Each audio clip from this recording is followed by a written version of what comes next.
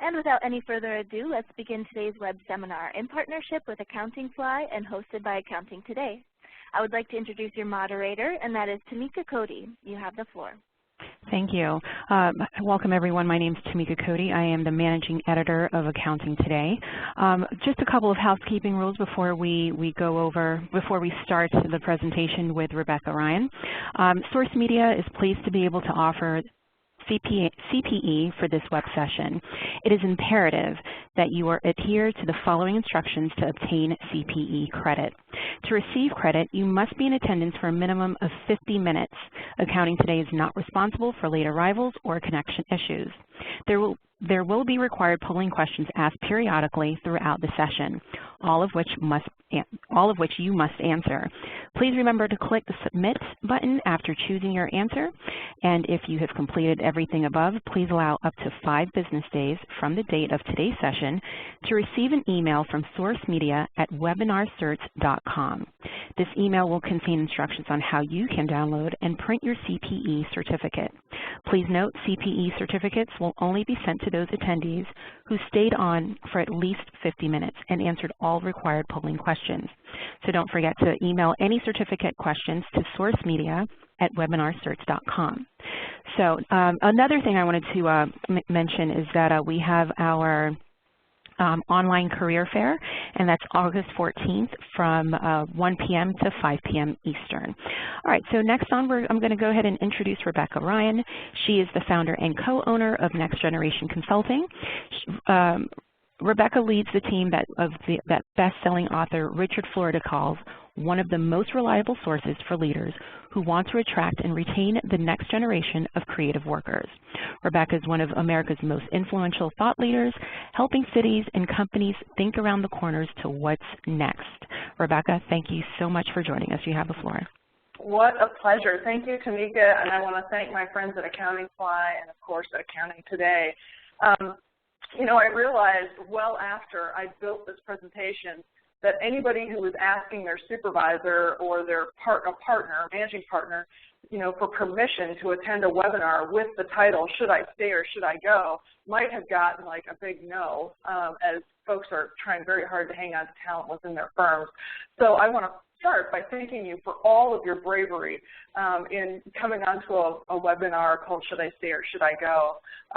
Before we get started today, I really just want to find out more about who you guys are. I know what the results were yesterday when Jeff at Accounting Fly asked who the audience was, but this is our first polling question, and I love your responses to it. Great, guys. Thanks, Rebecca. So guys, if you just make sure that you're only going to have a couple of seconds, maybe 30 seconds to answer the question. And the question is, my level of experience in public accounting is A, 0, I'm still in college waiting for the day when I get to join a firm. B, I'm fresh. I'm a new CPA with 2 years or less experience. C, legs. I have between 2 and 4 years of experience in public accounting.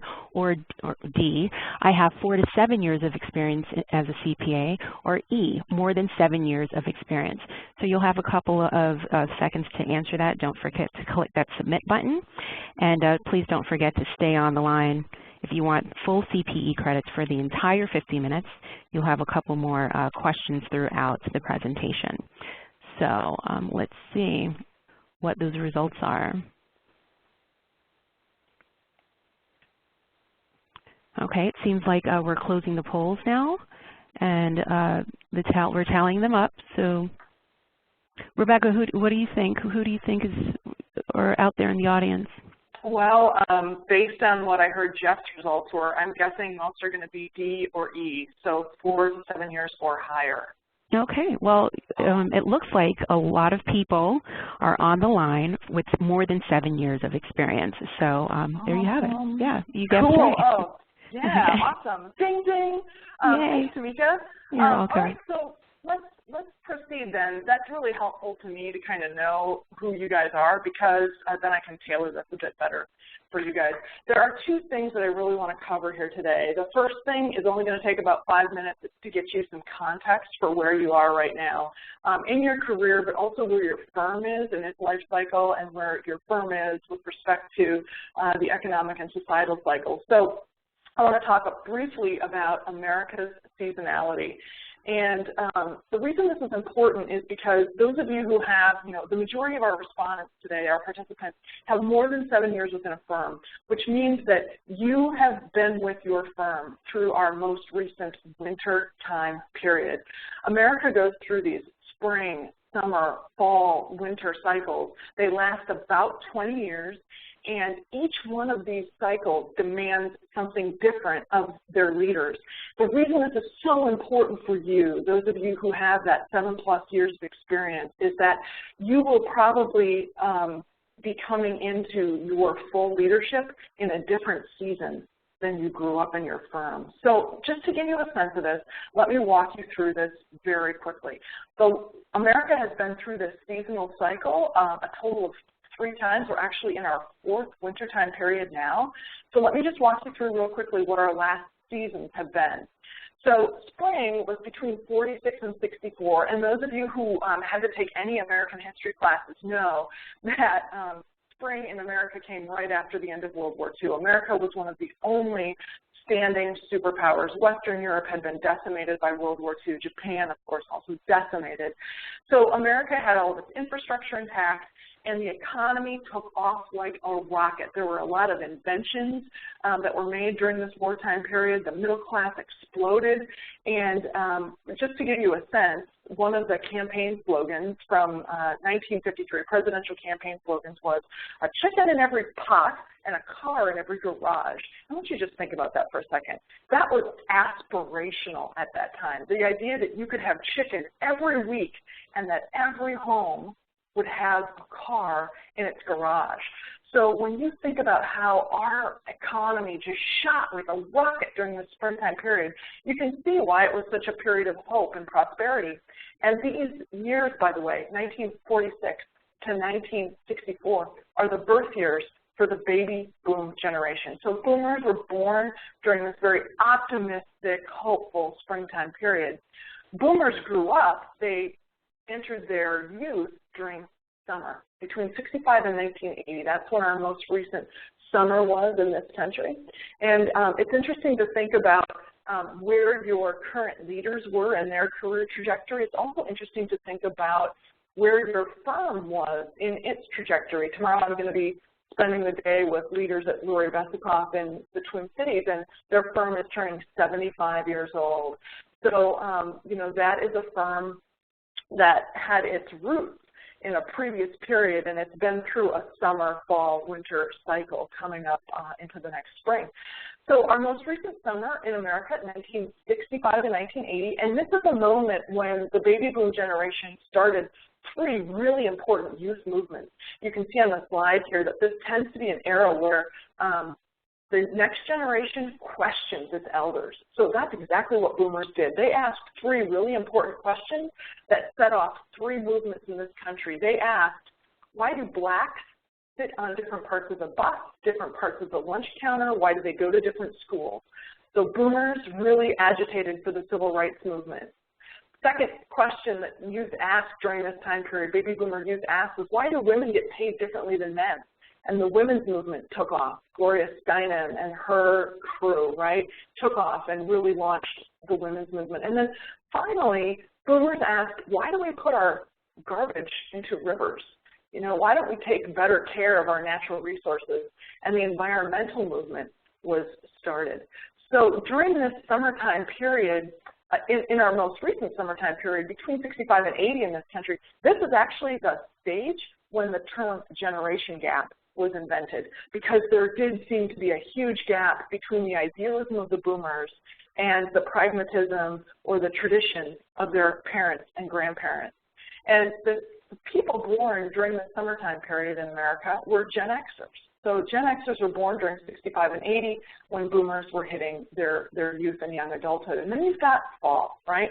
So fall is this era where institutions start to crumble and people start to freak out. So in this period between 81 and 2000, and these are the birth years for the millennials, we had reports of razor blades and Halloween candy. We had missing children on milk cartons. The first shuttle Challenger exploded with a teacher on board. We had the Iran-Contra scandal. Divorce rates started to skyrocket, and for the first time, we saw headlines that said things like Japanese student scores eclipse American student scores in math and science. So while America was starting, some of its longest institutions were starting to decay and crumble, the rest of the developed country now, the developed world that had been so eviscerated by World War II, they were starting to sort of regain their strength, regain their infrastructure. And so America's big leads in a lot of different areas started to become smaller and smaller leads as the rest of the world caught up. Then, of course, we entered this period of winter in America. This is how Jim Collins talks about it, a best-selling author of a lot of business books. His most recent book is called Great by Choice. Jim Collins is himself a baby boomer. And when he was asked, why did you write Great by Choice, he said this: we're entering this extended period of uncertainty and disruption that might well characterize the rest of our lives.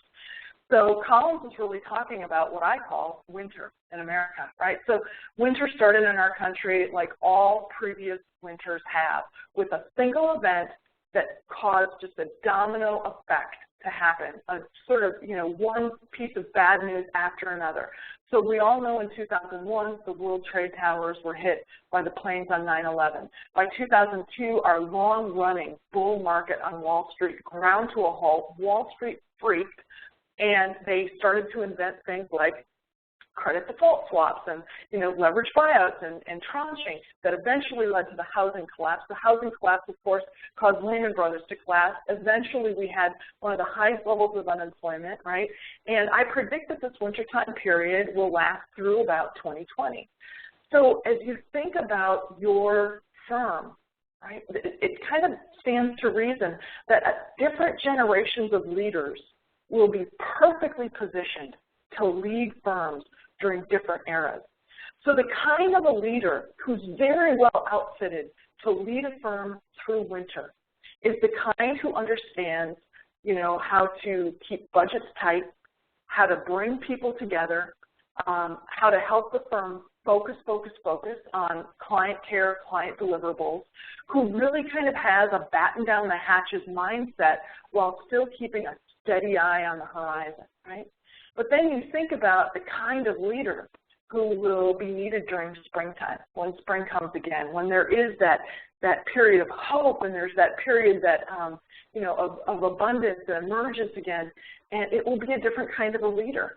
And many of you on today's webcast will be that generation of leaders who will take your firm from winter to spring, and maybe even for the youngest of us on the call today, from spring to summer. So with that, I want to go to polling question number 2. So Tamika, do you want to help them with this one? Yeah, absolutely. That was great, Rebecca. So the next polling question: where is your firm in the winter to spring transition? A, are you in a deep freeze? We're still in winter, budgets are tight, no growth, clients are hurting. B, the thaw. We're beginning to see signs of growth and some clients are coming out of winter. Or C, spring. We have growth in a lot of areas and clients are doing the best they have in years. So once again, you have to make sure that you click on your answer and then hit that submit button. And you have to be on the call for at least 50 minutes and answer all of the questions in order to receive full CPE credit. If you're having any problems or you want to follow up within the next 5 business days, make sure that you email sourcemedia@webinarcerts.com. And it seems like the poll is about to round up in a few. And Rebecca, I always like to ask, what do you think? Where do you think people are? What's your gauge? Yeah, a lot of this is geographic, so I'm not sure where everyone is sitting around the country, but I'm guessing most people are in the thaw. Okay. Thaw of spring. All right.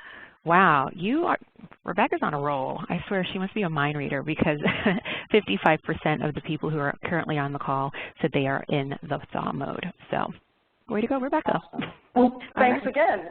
Okay. we have a saying in our family, winner, winner, chicken dinner. So I'm like, yeah, getting that chicken dinner. Yeah. Thanks, Tamika. You're welcome. So this spring, summer, fall, winter seasonality in America, I think, is super important for next generation leaders to understand, because your firm is going to go through these seasons, and you want to make sure that you are developing the skills and your firm is taking the approach that is appropriate for each of these seasons. So certainly the things that are appropriate during winter are not always appropriate during spring. So what I want to do next is share with you what people in my profession of futuring do to help firms figure out where they're going to be in the future.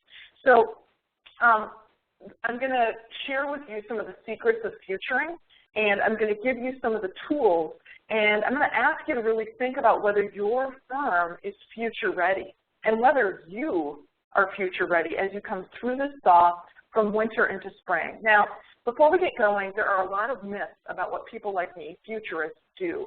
You know, sometimes people will joke with me, you know, you sit next to somebody on an airplane, what do you do? I'm a futurist, and they'll say like, oh, like the Jetsons, you know, the science fiction cartoon, or they'll say, oh, you have a crystal ball in your backpack. And all of these are lame attempts that show that people don't really understand what futurists do. What futurists do is they develop plausible scenarios for clients. So we don't help you figure out a single future. We help you understand what multiple plausible futures could be like. So again, there is not one future for your firm. There are multiple plausible futures. Why are there multiple plausible futures? Because two things are going to happen in your firm. One is what I call inside-out change. The decisions that your partners make, the decisions that you make as teams are going to impact where your firm ends up in the future. So that's inside out. But there's also outside in change. So there are, you know, huge changes that could impact your firm. So when we go to global standards for audits, right, that will have a huge impact on your firm. Depending on how things go right now with the Ukraine, or certainly what's happening in the Middle East is very very contentious, and there's huge questions. What happens with this Ebola outbreak in Africa, right? Those are outside-in factors that could impact your clients and the future of your firm. So it's important to note the future doesn't just happen to you. You also happen to the future. The choices you make, the choices your firm makes will have an impact on where you end up as well. Now, in the same way that meteorologists only need to know 3 conditions of the weather, and I believe they are temperature, barometric pressure, and humidity. And meteorologists need to know 3 very rigorous algorithms. And with those 6 things, the 3 algorithms and the 3 weather conditions, they can predict with relative certainty what weather is going to be like for up to 5 days into the future. Futurists have very similar tools. We have a few things that we use pretty routinely for all of our clients, and I want to teach you one of those right now. It is STEEP. STEEP is an acronym that stands for Society, Technology, Economy, Environment, and Politics. Now, STEEP is sort of like the master bread recipe. And for those of you who are bakers, you know that bread has 4 ingredients. And if you know those 4 ingredients and you know how to bake, you can kind of add some walnuts in from time to time. You can play with that bread recipe. You can put some herbs in there, right? Same thing with STEEP. STEEP is kind of the master recipe for how to look at trends, but you can add other things on. For example, I'm the resident futurist at the Alliance for Innovation. It's a group of really innovative cities. So one of the things that we have to study, in addition to the STEEP trends, we have to look at trends in governance. You know, what happens when you know, people want really small government versus really big government and things like that. So you can modify these based on, if you guys are in like a huge, if healthcare, for example, is one of your industry clusters, you might want to look at health and well-being as one of your, the trends that you identify. But STEEP is basically just an acronym, 5 categories of trends that futurists get really, really good at monitoring and understanding. So what I've done for you today is I've brought along some STEEP trends that I think are noteworthy for firms to be future ready. And I want you to think about yourself within these trends. Think, how ready am I for this trend, and is my firm ready for this trend? Okay, so let's start with society. And I'm going to go quick. This is the point where you might want to take notes. Here we go. If you were paying attention to McCain Obama, or if you were paying attention to Romney versus Obama, what you probably noticed was that the Republicans tend to have an older and whiter demographic, and the Democrats tend to have a younger and more diverse demographic. And that is just a perfect metaphor for the two huge demographic changes that are happening inside of our firms and inside society. We are going through one of the most dramatic socio-demographic changes that we have had in America since the founding of our country. So this is going to be, you know, it's an amazing thing. We're all going to live through a point in time when the Caucasian population in America becomes the minority population. So is your firm ready for that? We also know that family structure is changing. A few years ago, Matt McConaughey was in this movie called Failure to Launch. But it got at something much larger, and that is that the next generation is getting married later, and they're passing these milestones of adulthood later. So I pulled up a quick some data points for you here. This is Wikipedia. This is average ages of first marriages for men and women. And right there in the center of the screen, you see the Americas, right? So you can see for Canada, right? First country listed. Average age of first marriage is 31 for men, 29 for women. Skip down to the U.S., 28 for men, 26 for women. Peru is the only country of cougars where the men are routinely younger than the women. But what you can see is that for all of these countries, and then you look at Asia, right? These countries, adulthood, marriage is being pushed way back from the 20s into the late 20s and into the early 30s. And what this means is that populations will probably begin and continue to decline in these countries. By 2050, the oldest countries in the world will be Russia and China. By 2050, in our lifetimes, the oldest countries, Russia and China. The New York Times picked up on this a couple of years ago and said, what is it about 20-somethings? And they said that what's happening is, in the 20s, these 5 milestones of adulthood aren't passed. You know, the next generation is taking longer to move out of the house, taking them longer to finish school. Getting a job is difficult. Millennials are the most underemployed and unemployed generation today. Getting married, we just saw the stats for that. And then if you're waiting to get married, or if you're delaying getting married, starting a family comes a little bit later. So when you think about your firm, when you think about your clients, especially, you know, if you've got clients who are family businesses, you might notice that the next generation within the family is just taking longer to get their legs underneath them. And the first and second generations might be having all kinds of judgment about that. But this is really a huge, huge trend that's happening not just in the U.S., but in every developed country. Then let's talk in the U.S. about women.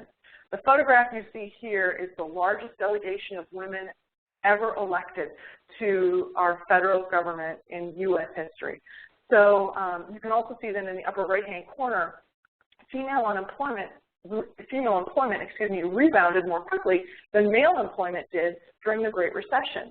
And the reason for all of this is because of a big shift that happened in the 1980s. In the 1980s, when the way that you could earn money from a job shifted from being all about brawn, carpenters, manufacturing, right, to brain, when we flipped to the information economy, the playing field for women was evened out. And so now what we're starting to see, a generation and a half later, is that women are competing on par with men. For example, 60% of all management supervisory positions in the United States, 60% of those jobs are held by women. So look around your firm.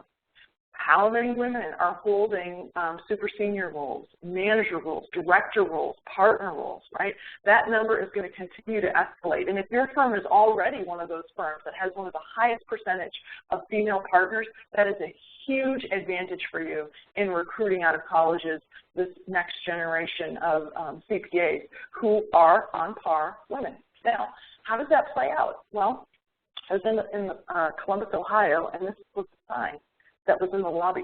Men's divorce room, please go to the Seneca room. So what's happening as women are earning on par with men is that the marriage arrangement is changing. So a generation and a half ago, the marriage arrangement was much more that the male in the relationship would be the breadwinner. With that changing, women are coming into their power and marriages are having to change. So what we know, for example, this first statistic here, 2/3 of all divorces among baby boomers are initiated by women. And what we also know is marriage is increasingly not the go-to choice for family structure. So check this out, by 2017, half of all kindergartners will be children of single parents. So if we stick on that last data point for just a moment, I want you to think about, within your firm, single parents, right? What we know is that children of single parents have to have a lot more reliance on grandparents. They have to have a lot more reliance on after-school programs. They have to have a lot more reliance on different forms of transportation to get them to and from school, because if you're living with your primary parent and that person has a full-time job, or in your firms, a job that's time and a half, right, it requires a completely different setup around that child. So one of the kind of the frightening things for me as a futurist is I really don't think our K-12 public education institutions are set up to have kindergartners who are children of single parents. It's not that the other parent isn't involved. It's just, the point here is just that we don't have the infrastructure for kids of single parents. Now let's talk a little bit about technology, right? We know that just in this 1 year period, the percentage of virtual CPA firms doubled from 4 to 8%. That means that by 2012, 1 in every 16 CPA firms had no office. It was completely virtual. That is a trend that's going to continue to go up. When I think today about the cost of starting a firm versus what it was 8, even 10 years ago, before we had cloud-based computing, before everything was software as a service, the cost to leave a firm and start a new one now has come down so much. A few laptops, a few people, a few subscriptions, and you're up and running. So as technology improves, what are some other things that we're going to see? Well, employee productivity. You see in the center this little white device that is being held. Well, that is being worn around the woman's neck on the far right. You can see she's got a yellow lanyard, and at the bottom of it is one of these devices. So several large employers in the U.S. are starting to look at where people are physically located within their day and for how much time. So on the far left here, you see a heat map, right? So, and the brighter the green dot, the more time people are spending in that location. The lighter the green dot, the less time.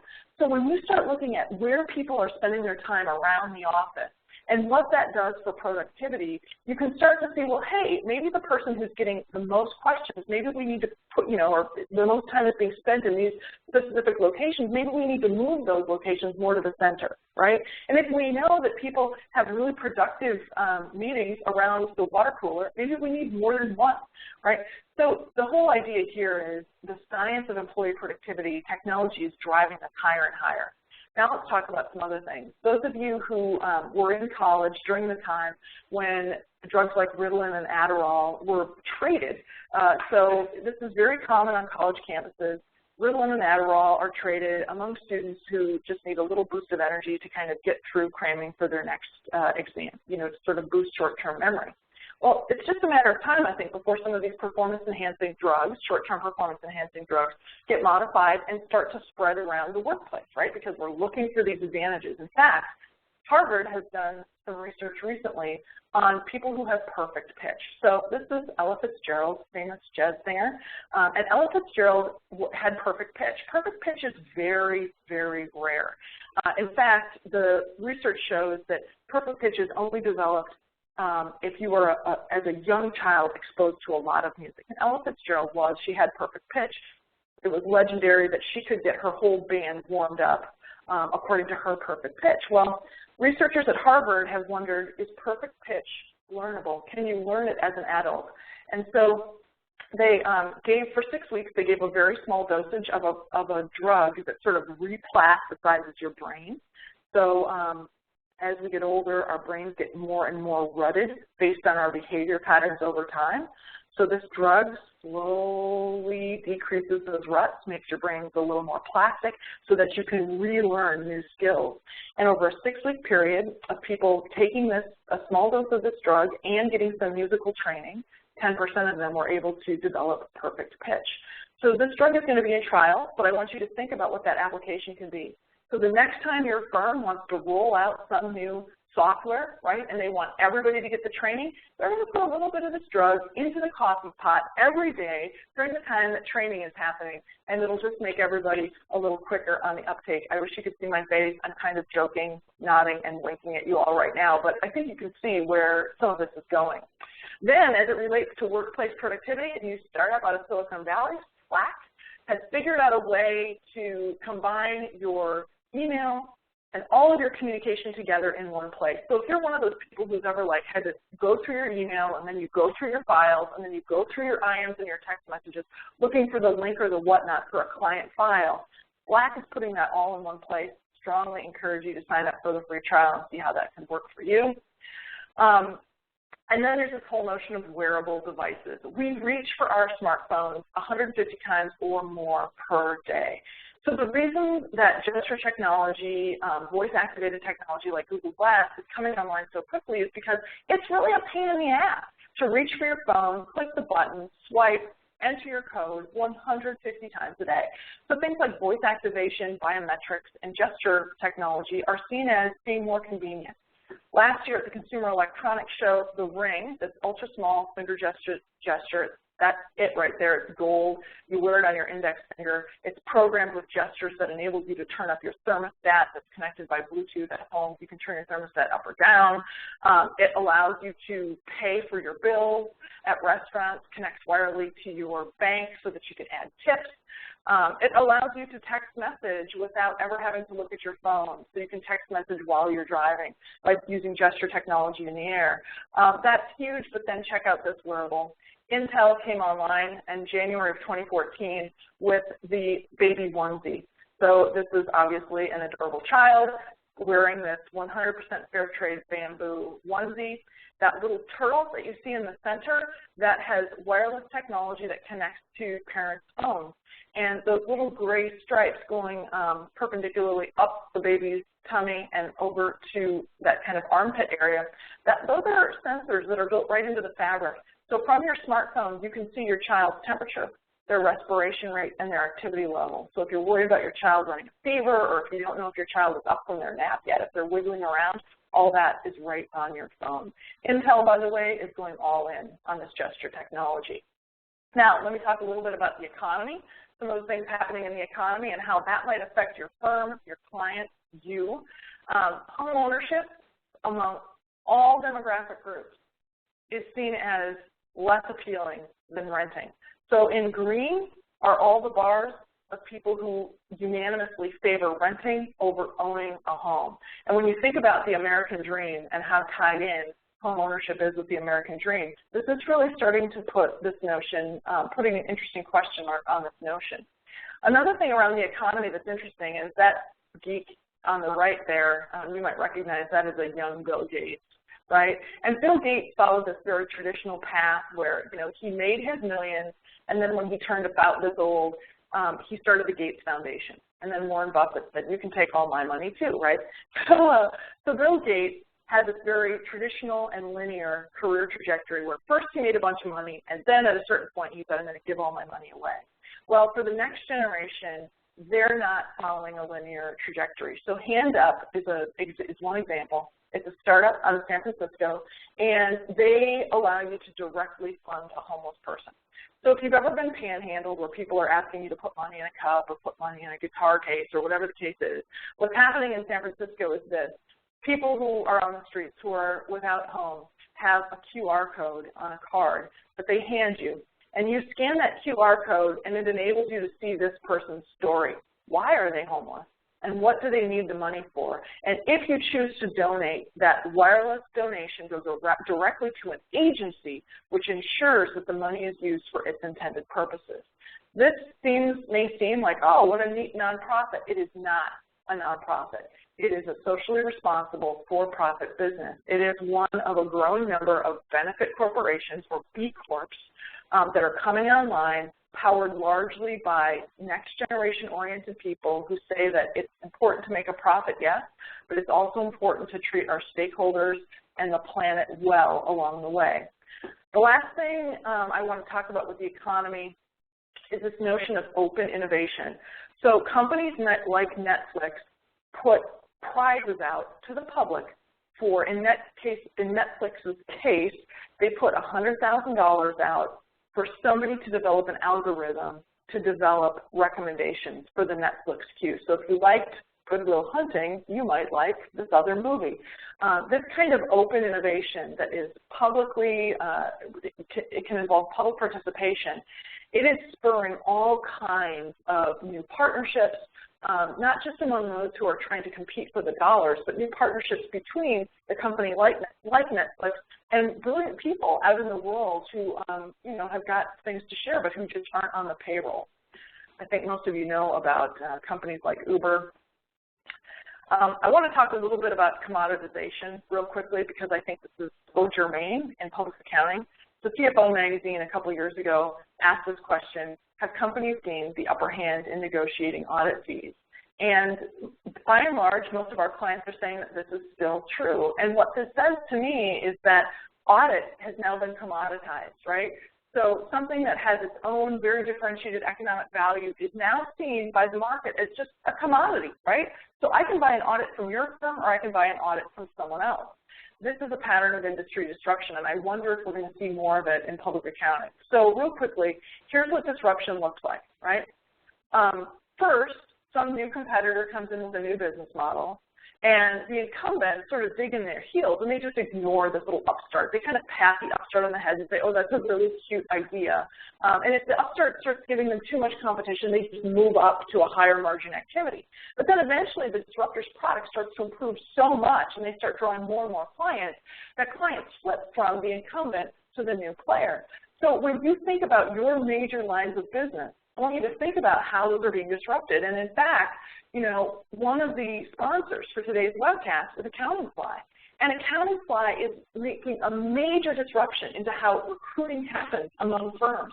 So for years and years and years, it had been that two recruiters go to a college campus, they interview as many people as they can, like speed dating, right? And then they make job offers to a few and sort of cross their fingers. Well, College Fly turns that on its head, and it says, don't even bother going to college campuses. Cast the widest net possible for the most awesome talent that you can find, and let's do it all online. Accounting Fly does something very similar, right? For those of you who are mid-careerists and you kind of want to keep your options open and maybe you want to relocate or whatnot, but you don't necessarily want to get a headhunter involved, Accounting Fly is a very elegant solution. It just sort of comes in very, you know, quietly and very elegantly and allows you to keep your feelers out there without making it a big production. So College Fly, College Frog and Accounting Fly are disruptors in this space, and you've got to think about what are the other disruptors. Okay, real quickly, I'm going to fly you guys. We know that the environment, right, a big deal. This is Hurricane Sandy from outer space. Here it is on the ground. This is the 100-foot bath covering around Lake Mead, right? And we know now that Texas is in its 13th year of drought. They are going head-to-head with Oklahoma over rights to water. So what we know is that it's not just that the climate is changing, it's that these catastrophes are getting more and more expensive. Last thing that I prepared for you today is under that P of speak, P for politics, and this is the best slide I can find, right? A growing number of people who don't align with either party, they're just upset that we are not finding solutions to these issues. In fact, a poll done last year by NBC News and Esquire found that 51% of us fall into these purple areas in the middle. Most people are purple. They're not pure red. They're not pure blue. So with that, Tamika, I know I ran a little bit over. I want to turn it over to you for polling question number 3. Yes, polling question number 3. And folks, don't forget to hit that, press your answer, click on the submit button. There's only a short amount of time to get that answer answered. Okay, so what's your assessment of disruption in public accounting? A, it's a boom. The whole profession is going to get blown up in the next 5 to 10 years. B, a crack. A little bit of disruption is likely, but mostly the profession will be the same in the next 10 years from now. Or C, rock solid. There's not a lot about this profession that can change.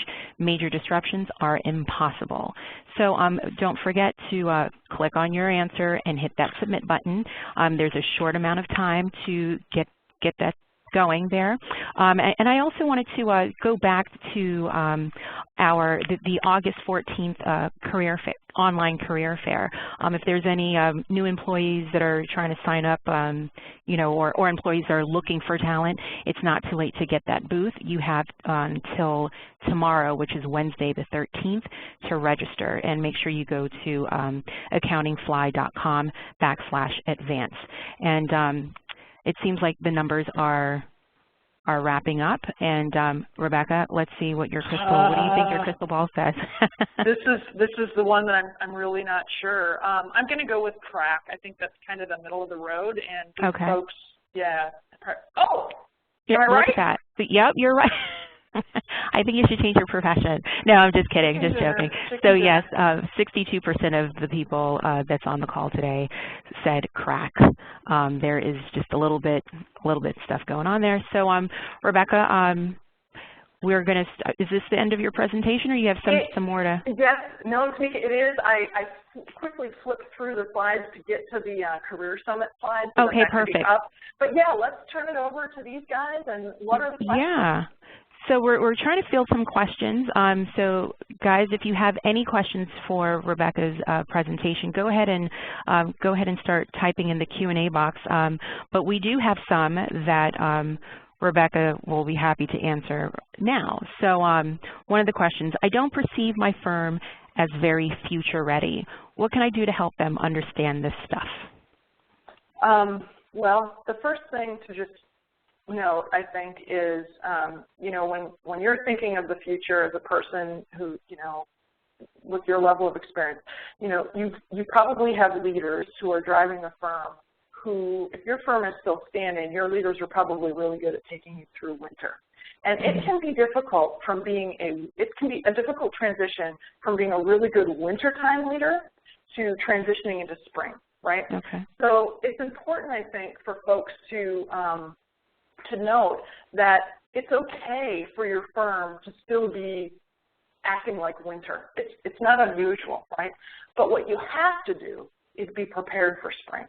So, a couple of things. One thing is, I know that Accounting Today is going to archive this presentation. And if you think this stuff has some merit, you might want to say to your partners or even to other young professionals within your firm, like, let's have a lunch and learn, and let's talk about how these trends are going to impact our firm. Like, are we ready or aren't we ready? So that would be one thing, would just be to facilitate a discussion. But the other thing is very personal, and that is, how ready are you?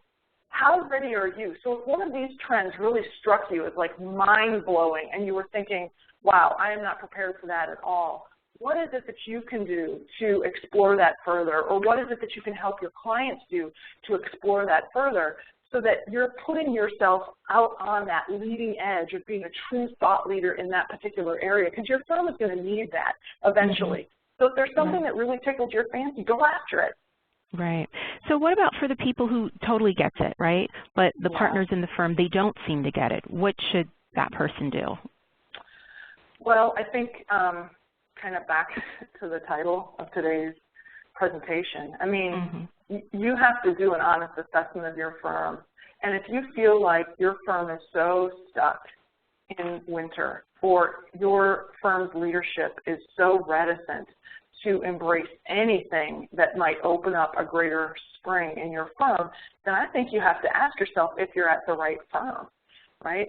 So I think that's where a presentation like this comes into play. So if you perceive that your partners are so out of touch, you should, of course, try to reach them first. But if you're getting stonewalled, you need to think about where you're going to be able to have the biggest and best career. All right, that sounds like some really great advice, especially for the ones who are listening.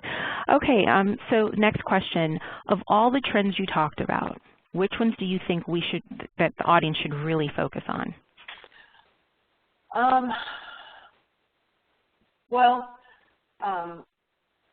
I guess the big one that always strikes me is kind of the demographic piece, right? So when I think about how the number of women who are coming into public accounting, my firm was the firm that did the top talent survey for AICPA a couple of years ago. And for the first time ever, we looked at non-Caucasian high potentials.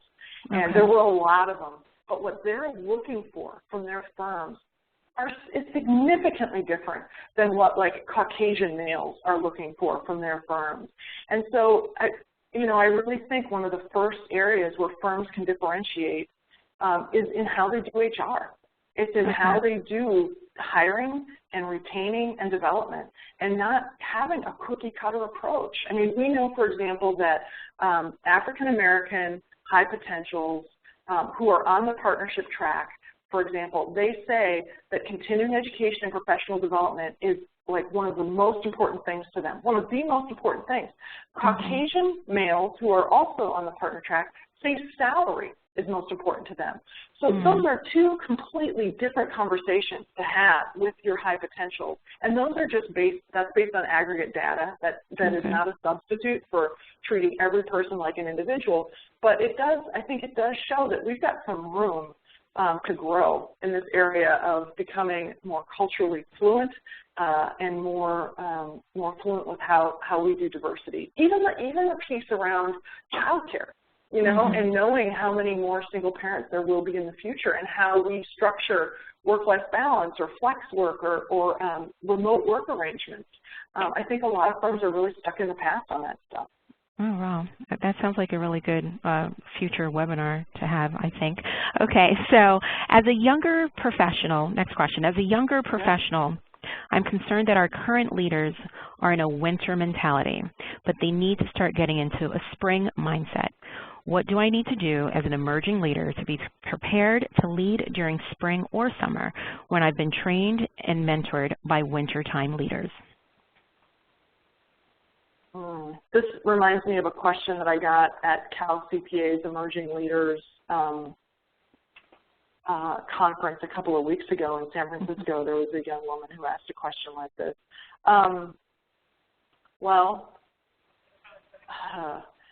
It's hard because you don't want to be disrespectful to your current leaders. Obviously, they've done a good job if your firm has come through winter. But I do think that, when spring comes again, the disruptive cracks that have been created in this profession, so whether that's, I mentioned college frog and accounting fly, how recruiting is done, or how, like Armanino McKenna out of the San Francisco Bay Area, they have all of their clients now on this software program. It's not Peachtree, it's not QuickBooks, it's Xero, Xero out of Australia.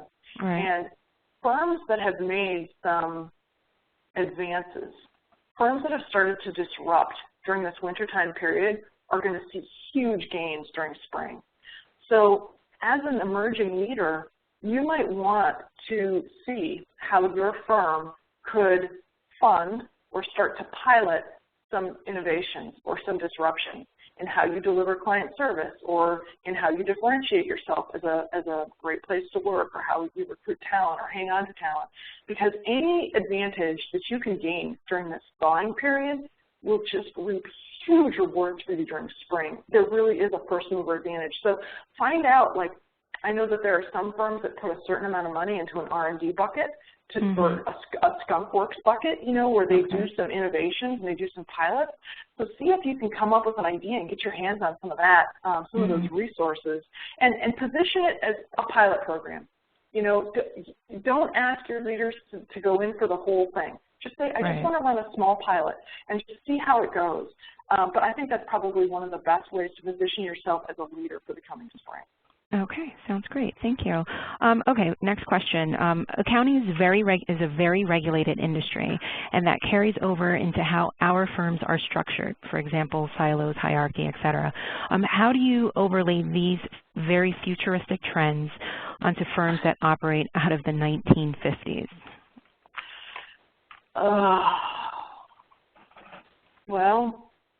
Oh man. This is a tough question. Yeah, I mean, because it's true. Accounting is a very regulated industry. It reminds me of insurance or financial services, right? I mean, highly, highly regulated. So it might feel like you're pretty penned in with how much differentiation you can provide. But that, inside that question were things like silos and hierarchy. And I think that some of the firms that are starting to disrupt don't think in that way. So maybe they get together a SWAT team from across the business. So one of our clients, for example, they took their top, I think, 6 clients. So these are the clients that they bill millions and millions of dollars for. Their top 6 clients. And they said to their emerging leaders, figure out how you would steal this client from us if you worked for a competitor. Fascinating exercise. And what was interesting was nearly every one of the steal that client debriefs, for each of the 6 clients, nearly every one could be stolen if people within the competitive organization worked better across silos. Mm-hmm. If the tax and audit person came in together along with some of their niche products and services and said, we've done a complete audit of your organization, and here are 4 ways that you could make more money, decrease expenses, get smarter about tax deferred savings, whatever the package of solutions was. But every single one of those 6 clients could be stolen by a more networked and less hierarchical approach. So if in your firm it's one partner who owns the entire relationship with the client and never lets anyone else touch that client, that's a problem. Right. So I think working across the functions in order to deliver greater value to the client is one thing that you could do immediately. And I'm a person who I have a CPA firm that helps me in my business. And if my CPA ever came to me and said, Rebecca, I did an audit of your entire business, and here are 4 strategies. I want to bring in 3 other people. Here are 4 strategies we figured out to help you make more money, save more money, whatever. I would be like, heck yes, bring it on. I don't know of any client who would say, I won't take that meeting. So, some of not working in silos is just starting to not work in silos and think competitively about retaining your clients. Okay, great. So we have about 2 more minutes for one more question, and and then after that we're just going to wrap it up. So which firms do you think are most future ready? This feels like a trick question. It's not. Okay. I promise. I'm tempted to list some of my favorite firms. I will say that many of my favorite firms are some of the platinum and, I don't know if platinum is the level that you guys came up with, but when you look at the people who have sponsored Advanced 14, those are some of my favorite firms. But let me just let me answer it a little bit more generically. Some of my favorite firms are firms that are not afraid to be irreverent in the marketplace. They're the firms that send out hilarious or sometimes slightly inappropriate marketing collateral, which is often, poo-pooed by others in the profession who are like, oh, that's not very professional. Well, guess what? If you want to differentiate, you have to take a different approach. Some of my favorite firms are firms that have, 14 of their 50 partners are women. They have really put a premium on having women around the table. Just because it's just one reflection that they value diversity. But it also tends to prove that they understand flexible work arrangements, because many of these female partners have gone through childbearing years, right? And they've had to downshift a little bit to upshift a little bit later in their careers. So having the flexibility to have working parents, in that partnership role is huge. And then the other thing I would say about some of my favorite firms are they are unafraid to put some money behind something that is disruptive. We talked about this a lot, but firms like Armano McKenna that said, let's move all of our small business clients over to Xero because it's just gorgeous accounting software that's really built for small business. Those are some of the attributes of some of my favorite firms. Okay, sounds great. Well, Rebecca, thank you so much for this wonderful presentation. I learned a lot. I'm pretty sure everyone else out there learned a lot. And attendees, thanks so much once again for joining us, and hope to see you back here soon.